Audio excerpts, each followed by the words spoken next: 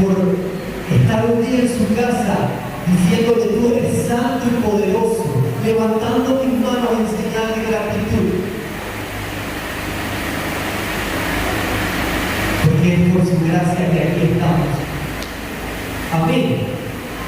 Cuando están aquí, yo quiero que usted busque la palabra del Señor en Gálatas. ¿Cuántos saben?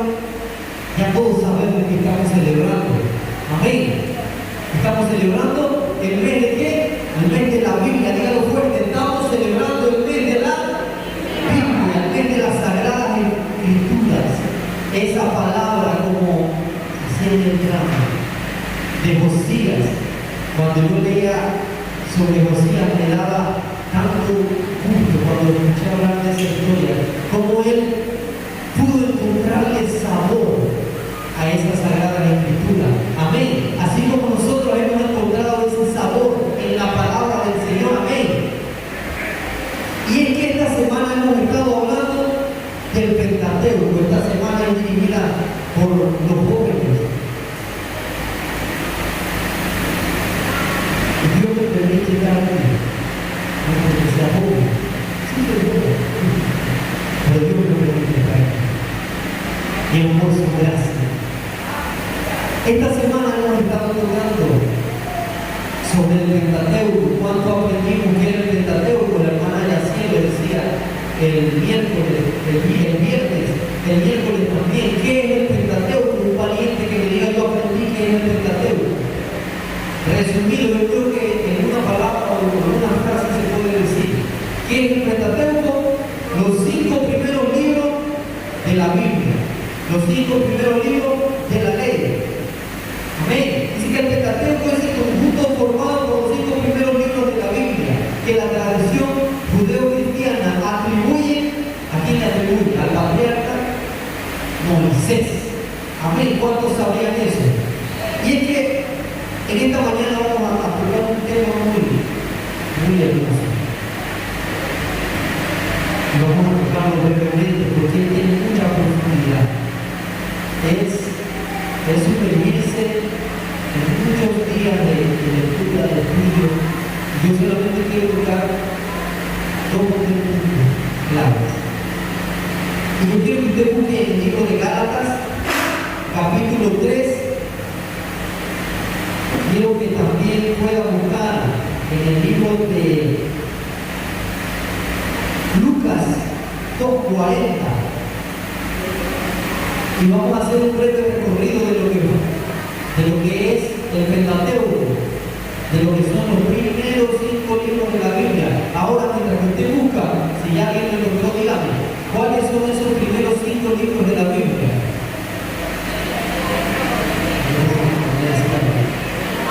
¿Cuál es el primero? Génesis, gloria a Dios. El segundo, el tercero, el cuarto y el quinto. A mí me lo enseñó una pastora así, cantando, dice Génesis, Éxodo, Levítico, y así yo me pasaba cantando eso hasta que me lo aprendí el Espíritu cantando. No tenía ritmo ni tono, pero me lo aprendí de esa manera, mi hermano. Amén. ¿Cuántos tienen el libro de Gálatas? Amén. Yo quiero leerlo. Puede quedarse sentado si usted desea hacerlo. También puede hacerlo. El día miércoles empezamos con la lectura bíblica intencional.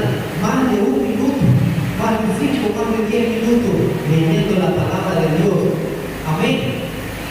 Y dice el libro de Gálatas, capítulo 3. El Padre, el Hijo y el Espíritu Santo dice: oh Gálatas insensatos, ¿quién os fascinó para no obedecer a la verdad? Para vosotros, ante cuyos ojos Jesucristo fue ya presentado claramente entre vosotros como crucificado. Esto solo quiero averiguar de vosotros.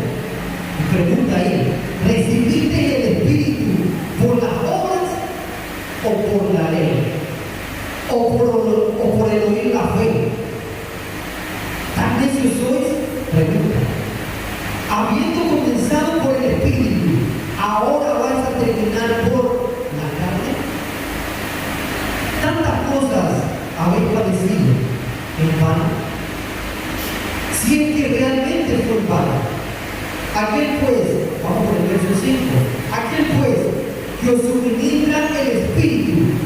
y realiza milagros entre nosotros, lo hace por las obras de la ley o por el oír con fe. Verso 6 dice: tal como Abraham creyó a Dios y le fue contado por justicia, sabed, por tanto, que los que son de fe, estos son hijos ¿de quién? De Abraham. ¿Quién era Abraham? El padre de Abraham. Amén. Y la Escritura, previendo que Dios había de justificar por la fe a los gentiles, dio de antemano la buena nueva de Abraham, diciendo: en ti serán benditas todas las naciones. De modo que los que vienen por la fe son bendecidos con el creyente Abraham. Con el creyente Abraham. Porque todos los que dependen de las obras de la ley, escuchen este verso 10, porque todos los que dependen de las obras de la ley están ¿bajo qué? Bajo maldición. Pues escrito está: maldito todo aquel que no permanezca en todas las cosas escritas en el libro de la ley para hacerlas. Y que por la ley ninguno se justifica para con Dios. Es evidente, porque el justo, ¿por qué vive? Por la fe vivirá. Y la ley no procede de la fe, sino que dice: el que haga estas cosas vivirá por ellas. Dice el verso 14: para que en Cristo Jesús la bendición de Abraham alcance a quién? A los gentiles, a fin de que por medio de la fe recibiésemos la promesa del Espíritu Santo. ¿Por medio de qué recibimos la promesa del Espíritu Santo? Por medio de la fe. Y vamos a pasar al verso 19. El subtítulo acá dice: el propósito de la ley. Entonces, ¿para qué sirve la ley? Fue añadida a causa de las transgresiones hasta que viniese la simiente a quien estaba destinada la promesa, y fue promulgada por medio de ángeles en mano de un mediador. Y el mediador no lo es de uno solo, pero Dios es uno. Luego, la ley ¿es contraria a las promesas de Dios? No, en ninguna manera. Porque si hubiese dado una ley que pudiera verificar, la justicia dependería realmente de la ley. Mas la Escritura lo encerró todo bajo el pecado. Escuche esto, mi hermano. Para que la promesa fuese dada a los creyentes a base de la fe de Jesucristo. Pero antes que viniese la fe, estábamos confinados bajo la ley, encerrados para aquella fe que iba a ser revelada. De manera que la ley ha sido nuestro ayo hacia Cristo, a fin de que fuésemos justificados por la fe. Pero venida la fe, ya no estamos bajo ese ayo, pues todos sois hijos de Dios mediante la fe en Cristo Jesús. Porque todos los que habéis sido bautizados en Cristo, os habéis revestido de Cristo. Ya no hay judío ni griego, no hay esclavo ni libre, no hay varón ni mujer, porque todos sois uno en Cristo Jesús. Dice el 29: y si vosotros sois de Cristo, entonces sois descendencia de Abraham y herederos según la promesa. Y vamos a tocar la ley, un poquito de la ley y la gracia. ¿Cuántos han escuchado hablar de la ley y la gracia? Y es que esta semana hemos estado sumergiéndonos un poquitito en lo que era la ley. Vemos cómo como en los dramas, en la lectura que hemos tenido, la palabra de Dios, los mandamientos juegan un papel muy importante en la palabra de Dios, en la vida de los israelitas. Y es que desde Génesis hasta Deuteronomio, cada uno de esos libros viene ligado de una manera especial. Yo quiero empezar por esto. Génesis relata la creación del universo. ¿Cuántos saben eso? El comienzo de la humanidad y su caída. El llamamiento de Abraham, que es del que estamos hablando aquí, ¿verdad? La historia de los patriarcas que termina con José. ¿Cuántos han escuchado hablar? Esto es un resumen breve de lo que era el Pentateuco, de lo que era la ley, de cómo cada uno de los libros se relaciona entre sí. Amén. La historia del patriarca que termina en José y su familia en Egipto, escapando de la hambruna que había en aquel entonces. Recordamos esa historia, empezamos con Adán, pasamos por Jacob, pasamos por Abraham, pasamos por cada una de esas situaciones y circunstancias que vivieron, llegaron hasta José. ¿Qué pasó cuando llegamos al final de Génesis? Estamos con José. Dice que entrando en el libro de Éxodo, continúa el relato de la multiplicación del pueblo de Israel en Gosén, eso es en Egipto, y el levantamiento de un faraón que no conoció a José. Esa es una historia hermosa y difícil, porque dice que José halló gracia y todo Egipto se levantó de una manera impresionante. Pero vino un faraón que no sabía quién era José. Habían pasado esas generaciones, el pueblo de Israel se había multiplicado, pero llegó uno que no sabía quién era José. Y se preguntó quién era José. Y dice que este faraón los esclavizó al pueblo de Dios. Aquí vemos cómo Dios trajo libertad a su pueblo. Ya estamos en Éxodo. Ya pasamos de Génesis, venimos por Éxodo. Alguien que no conocía a José, el pueblo multiplicado, dice: esto me va a dar problemas, mejor yo lo someto. Y vino esclavitud sobre el pueblo de Israel. ¿Recuerdan eso, verdad? Pero en ese mismo libro de Éxodo vino la libertad. El Señor trajo libertad. ¿Por medio de quién? ¿A quién se le atribuye el Pentateuco? A Moisés. Dice que Dios trajo libertad a su pueblo por medio de quién? De Moisés. Y los llevó al monte Sinaí. Y aquí es donde pasa algo extraordinario. ¿Qué pasó en el monte Sinaí? La palabra. Ahí vinieron los mandamientos. Dice que se escribieron en una roca, así me imagino a los picapiedras santo, yo no sé cómo imaginarlo. Eso es maravilloso, cómo lo habrá hecho Dios. Wow, nuestra mente a veces no llega hasta allá, pero Dios es un Dios maravilloso, un Dios que hace las cosas perfectas. ¿Y dónde estamos? Saliendo de Éxodo.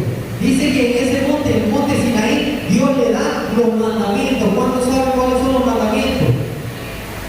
Ya digo amén. Escuchen eso. Entramos aquí en el libro de Levítico. ¿Qué pasa en el libro de Levítico? En el libro de Levítico vemos la explicación de las leyes morales, ceremoniales y civiles. Lo que había dado en el Éxodo se empieza a desarrollar en el Levítico, que Dios le dio a Moisés en el Sinaí. Miren, empezamos en Génesis. ¿Cuántos años pasaron? Santo, ¿quién sabe? Pasaron muchos. Venimos por Éxodo. Ahora venimos llegando a Levíticos. Ahora pasamos a dónde? A Números. Y en el número vemos que vemos el número que veíamos en el censo. Ustedes recuerdan eso, ¿verdad? En número vemos el censo del pueblo de Israel, su partida del monte Sinaí. ¿A dónde? a la tierra prometida. Vemos también el pecado de los 10 espías, de los 10 espías, y la disciplina que Dios le pone al pueblo por su incredulidad al momento de entrar a la tierra de Canaán, la cual terminó en 40 años de peregrinación. ¿Cuántos recuerdan eso? Hace un momento dábamos una clase en la comunidad me gusta, porque cuando yo vengo a la clase de escuela dominical, aunque sea de paso, venga a la escuela dominical. Se están poniendo cada vez, se están poniendo más sabrosas. El hermano Juan hablaba de esto. De los 40 años, dice que él preguntaba, ¿cuántos conocen biografía bíblica? Y es que de donde salieron, de la tierra de Egipto a la tierra prometida, había un lapso tal vez, ¿de cuánto tiempo? Caminando un par de días, o era, bueno, no era un año, era mucho menos de un año. Estudiémoslo, lo hemos visto, busquémoslo. Pero debido a la desobediencia de ese pueblo de Israel, ellos estuvieron sumergidos en ese desierto, estuvieron metidos, y Dios no los abandonó, pero estuvieron metidos en ese desierto durante 40 años. Wow, es como que yo diga, nos vamos para Chiriquí, nos vamos de aquí, ya no quiero la esclavitud del trance, me voy. Pero debido a la desobediencia, de aquí a allá, en vez de tomar 8 horas, nos tome santo un año. Salgamos de aquí con menos de los 7 años, y cuando lleguemos allá ya tiene 10 años, pasamos 2 años, santo Dios. ¿Y qué pasó? Esa generación del pueblo de Israel pasaron 40 años y ninguno pudo ver la tierra prometida. Eso lo hemos visto durante todo este año. Amén. Ninguno de ellos pudo ver esa tierra prometida. Entonces, ya estamos en Deuteronomio.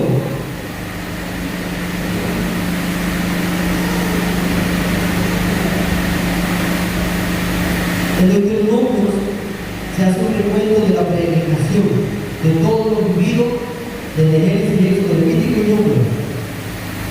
Todo lo vivido en el desierto, y termina con la muerte de Moisés. Y los preparativos de Israel para iniciar bajo el mando de Josué la conquista de Canaán. ¿Cuántos saben que Moisés estaba allá? Dios le había prometido, vas a ver la tierra prometida. Y lo subió a un monte, y desde acá dice, eso que tú ves allá donde están los hermanos suyos, esa es la tierra prometida. Dios es un Dios de promesa. Él le cumplió a Moisés. Y Moisés, en ese momento, se relata la muerte de Moisés.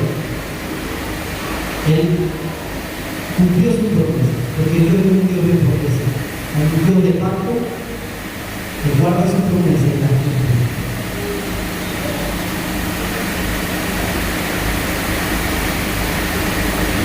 La ley y la gracia. Y ahora yo le hago una pregunta. ¿Qué es la ley? Secularmente hablando, alguien que me diga, ¿qué es la ley? Alguien. Siempre me pregunto, pero ¿qué es la ley? ¿Alguien que me defina la ley? ¿Ah? Normas, ahí está. Eso. Dice la ley, regla o norma, establecida por una autoridad superior para regular, de acuerdo con la justicia, algún aspecto de las relaciones sociales. Y esto fue lo que en el libro de Levíticos, en el libro de Éxodo, el Señor le trajo a su pueblo una autoridad superior, se la da a Moisés, Moisés se la da al pueblo. Estos son leyes. ¿Por qué necesitaban leyes? Porque el pueblo probablemente, imagínense, eran más de 2 millones, 3 millones de personas, era país de Panamá detrás de Moisés. ¿Quién sabe qué estaban haciendo ahí en la parte de atrás? ¿Quién sabe qué estaban haciendo? En el mundo de iban por allá. ¿Y qué hizo el Señor? El Señor trajo reglas que ellos debían cumplir. El Señor trajo las leyes. Y esto es el Pentateuco. El Pentateuco es llamado el libro de la ley, los 5 primeros libros de la Biblia. Amén. ¿Cuántos dicen amén? Y yo quiero buscar, antes de pasar a algo más, yo tengo que buscar en el libro de Lucas. Lucas capítulo 2. Hay algo muy interesante que vamos a leer. ¿Cuántos saben cuántos mandamientos hay? Alguien, un valiente que me diga, ¿cuántos mandamientos existen? Me lo respondo. ¿Cuántos mandamientos existen? Escritos. Alguien que me diga. ¿Cuántos? 10. ¿Cuántos levanten la mano que dicen 10? No le vamos a poner. La mano está leyendo, buscando, y esto es algo sabido. Los mandamientos no son 10. Y siempre hemos estudiado los 10 mandamientos. No matarás, no verás a el prójimo, amarás al Señor tu Dios sobre todas las cosas. No todas esas, los 10. Ya lo podemos recitar. Algunos no. Pero realmente son 613 mandamientos que debemos cumplir. ¿Qué hacemos nosotros? Tomamos los primeros 10 y decimos, wow, esos son los 10 mandamientos escritos ahí. Pero si nos vamos al libro, al Pentateuco, nos vamos a dar cuenta de todo lo que había que hacer para obedecer al Señor. Y cuando yo estudiaba esto, me daba cuenta de que cuando nosotros estamos cumpliendo uno, probablemente ya estemos desobedeciendo otro. Y esto era lo que pasaba en el pueblo de Israel. Por eso existía la adoración, existían los altares y tenía que haber sacrificio cada día. ¿Por qué razón? Porque ¿quién durante el Pentateuco, durante el Viejo Testamento, quién logró cumplir los mandamientos? Por lo menos los 10 primeros. ¿Quién lo logró cumplir? La Biblia no nos muestra si alguien lo logró cumplir. No, está mal dicho. Nadie logró cumplir esos mandamientos establecidos en el monte Sinaí. Amén. Y es que aquí es donde yo quiero leer el libro de Lucas, capítulo, si usted lo tiene, gloria a Dios, Lucas capítulo 2, versículo 40, dice así: y el niño crecía y se fortalecía, llenándose de ¿qué? De sabiduría, y la gracia de Dios estaba sobre él. Vamos a repetirlo nuevamente. ¿De quién está hablando aquí? De Jesús, ¿verdad? Aquí Jesús tenía 12 años aproximadamente. Es una de las pocas cosas que hablan de Jesús. El niño crecía y se fortalecía, llenándose de ¿qué? De sabiduría, y la gracia de Dios estaba sobre él. 3 cosas. Yo tomé del Pentateuco y 3 cosas pude tomar de este verso bíblico, solamente de este verso bíblico. Y es que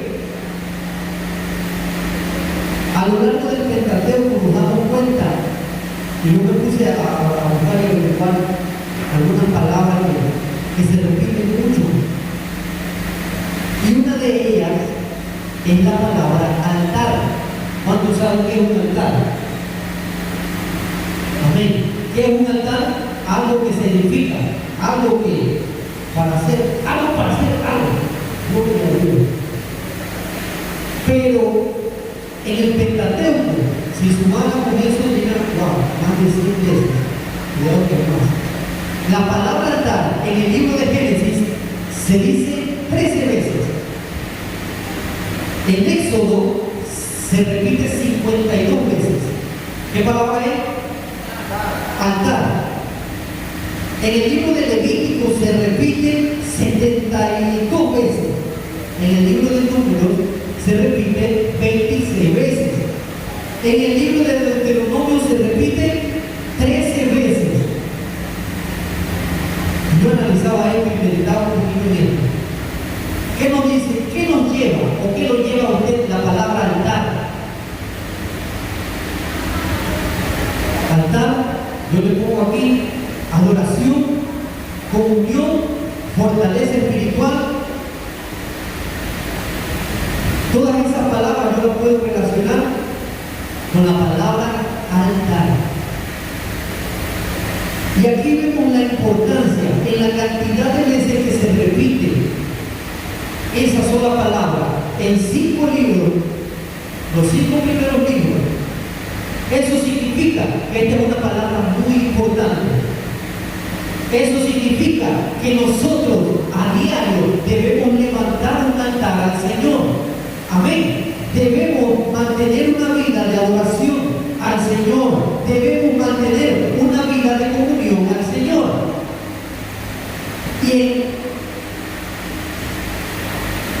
Y el niño crecía de estatura y se fortalecía. ¿En qué se fortalecía? Se fortalecía espiritualmente.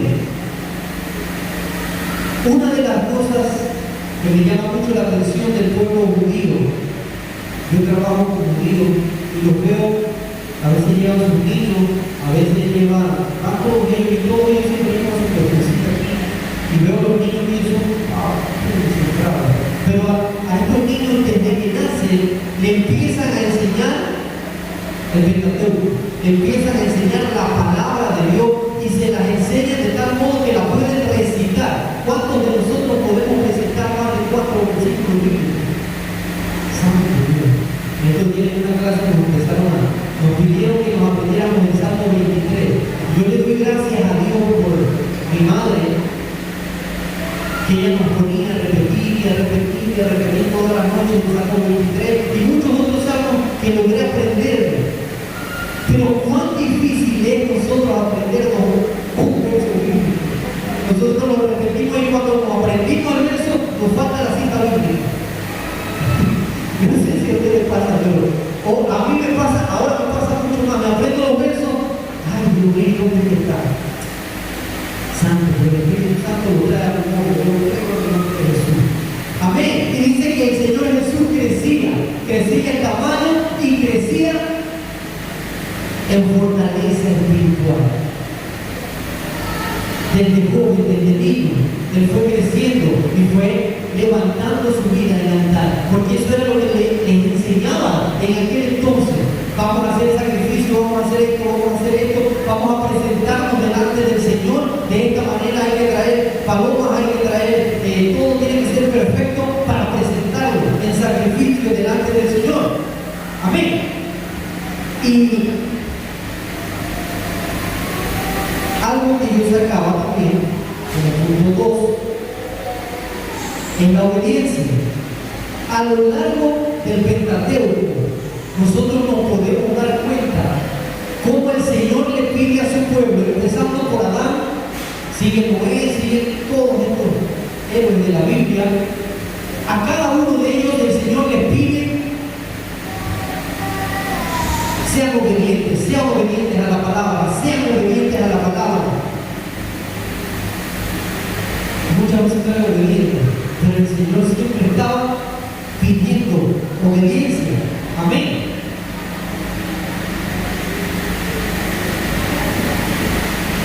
Y el Señor Jesús crecía y se fortalecía espiritualmente. y se llenaban de sabiduría. Eso, llenarse de sabiduría es ser obedientes. ¿Cuántos de nosotros somos obedientes? ¿Cuántos de nosotros que somos hijos somos obedientes a nuestros padres? Pero aquí somos obedientes. En este caso se les estaba pidiendo que fueran obedientes a sus mandamientos, obedientes a la palabra de Dios. ¿A qué estamos siendo nosotros obedientes? ¿Estamos obedeciendo la palabra de Dios verdaderamente? Es bien difícil. Es bien difícil porque nadie lo logra hacer. Nadie logra cumplirla. Pero debemos atesorarla y debemos dejar que ella trabaje en nuestra vida.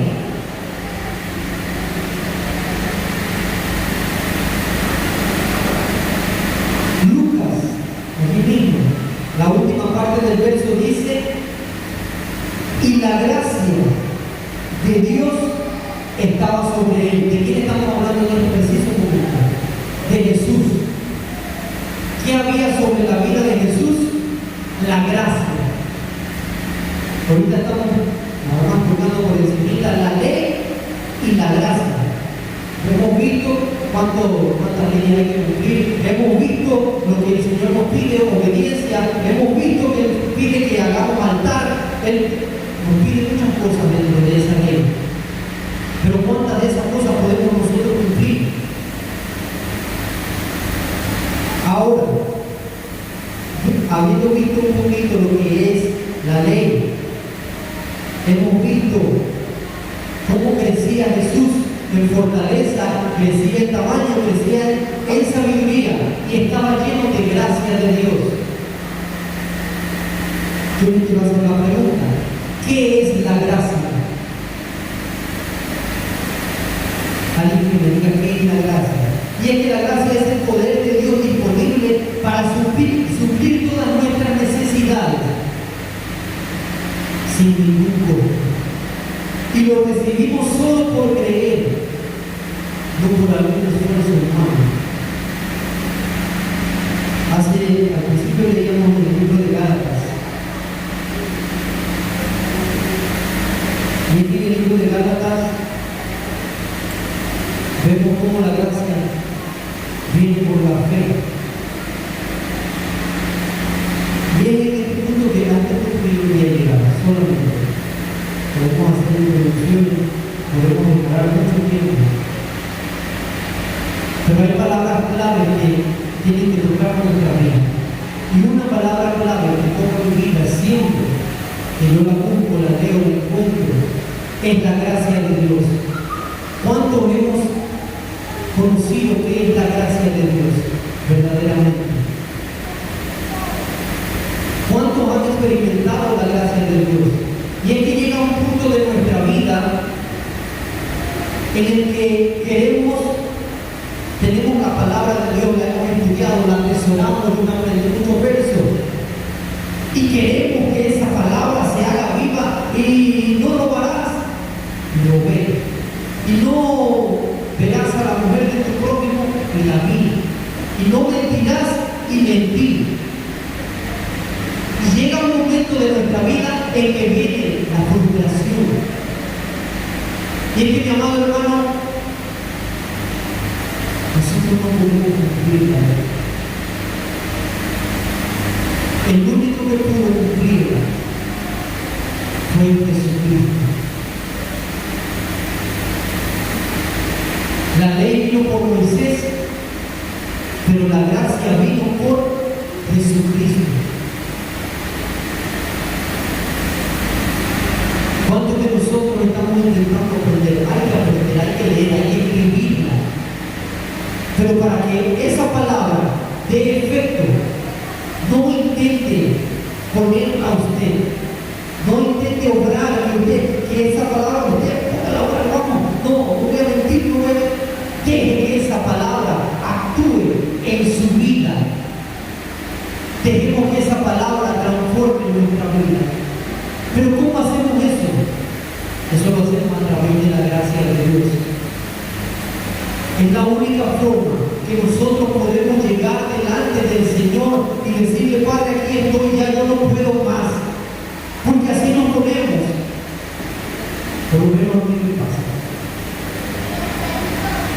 quiero cumplir, quiero ser obediente, pero llega un momento de mi vida en que me doy cuenta que estoy fallando en esto, que estoy fallando en esto. El Espíritu Santo está aquí, nos redarguye y nos enseña. Pero dice que aún la fe viene por la gracia de Dios. ¿Por qué? ¿Qué es gracia? Pensamos que gracia solamente puede ser misericordia. No.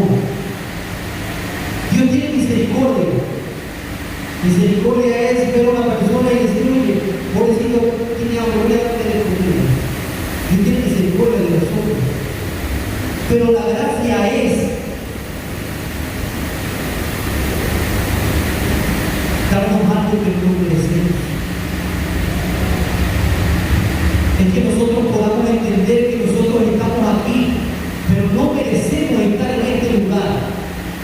No merecemos la salvación. Usted sabía que usted no merece la salvación, que yo no merezco la salvación, que nadie merece la salvación. Pero es la gracia de Dios que se derramó a través de Jesucristo la que nos permite llegar a sus pies. Cuando nosotros logramos entender solamente este significado de esa palabra, gracia, aprendamos la palabra de Dios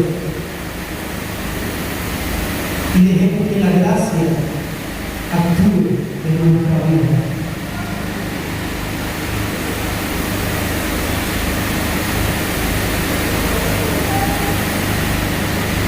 Quisiera escuchar ese ruido de silencio, pero los padres no nos dejan.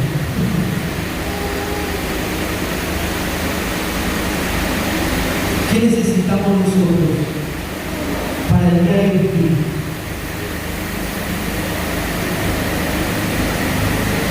Le pedimos a Dios muchísimo, pero la que tiene más valor se llama gracia. ¿Por qué razón? Porque esa mujer no se la merece ninguna de la fe.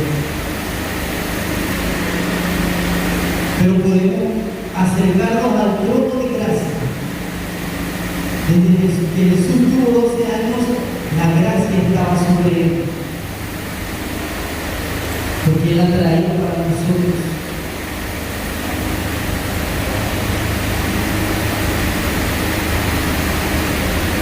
La ley nos complica. Intentar ser obedientes, intentar ser santos y caminar en una hora es difícil. Pero la gracia de Dios está sobre su vida y está sobre mi vida. Yo puedo resaltar muchísimas cosas. El pueblo no fue obediente, seamos obedientes, gloria a Dios. El pueblo esto, o aquello, o otro. ¿Qué necesitamos hoy? Ayer ya pasó, esto siempre me gusta decir. Ayer ya pasó. Mañana, no lo conocemos. Hoy, ¿qué tú necesitas? ¿Qué yo necesito? La gracia de Dios. La gracia de Dios se derramó sobre mi vida.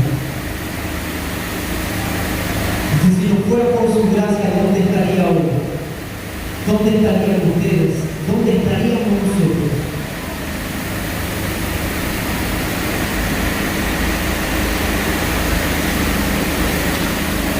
Todo es por gracia. Bajo la ley, el hombre recibe lo que se gana o merece. El abono por los obedientes, si lo hiciste mal, vas a morir, apedreado, y eso, todo lo demás, no hay nada. Pero bajo la gracia, escuche esto, se le libra de lo que se merece y recibe aún más de lo que usted y yo podemos esperar.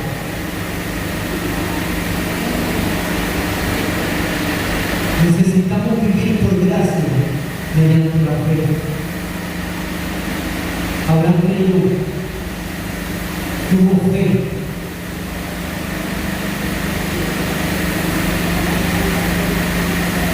Jesucristo vino y trajo gracia. Yo voy a pedir que usted se ponga de pie.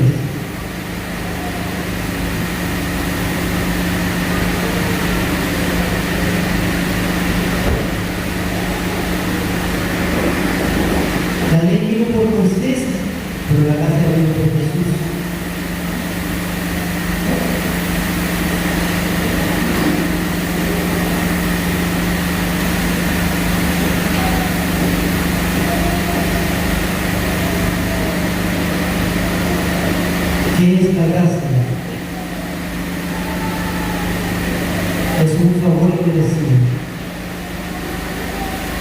La gracia es el poder del Espíritu Santo capacitándonos para someter la tendencia pecaminosa que existe en cada uno de nosotros.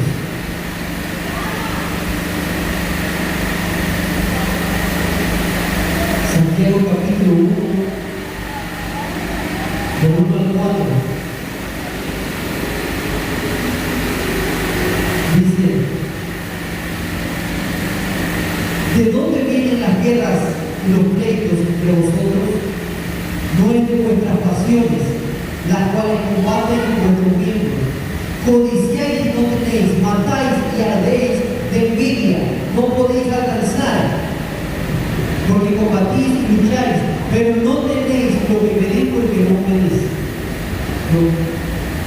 Pedís y no recibís porque pedís mal. Oh almas adúlteras, ¿no sabéis que la amistad con el mundo es enemistad contra Dios? Cualquiera pues que quiera ser amigo del mundo se constituye enemigo de Dios. ¿O pensáis que la Escritura dice en vano: el Espíritu que Él ha hecho habitar en vosotros nos anhela celosamente? Pero Él da mayor gracia, y escuche eso, Él da mayor gracia, por lo cual dice: Dios resiste a los soberbios y da gracia a los humildes. Dios resiste a los soberbios y da gracia a los humildes. Combatimos cada día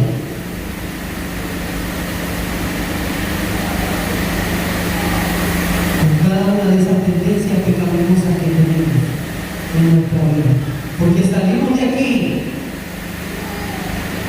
Pablo decía: lo que quiero hacer no lo hago, y lo que no quiero hacer, eso es lo que hago. Si no fuera por su gracia, ¿dónde estaríamos en este instante?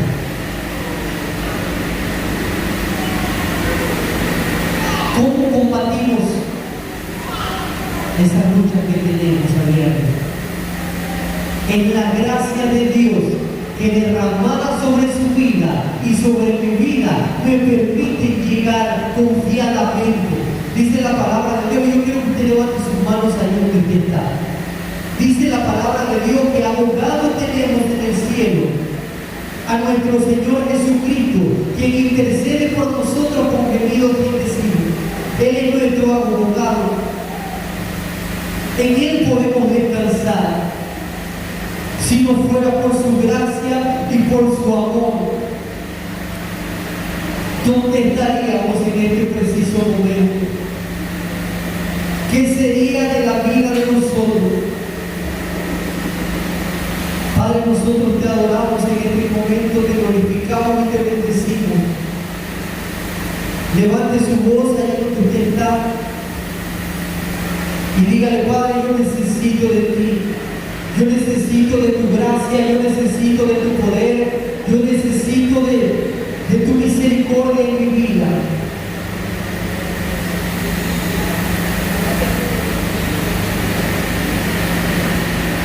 Yo necesito de ti para poder vivir. Vamos a tomar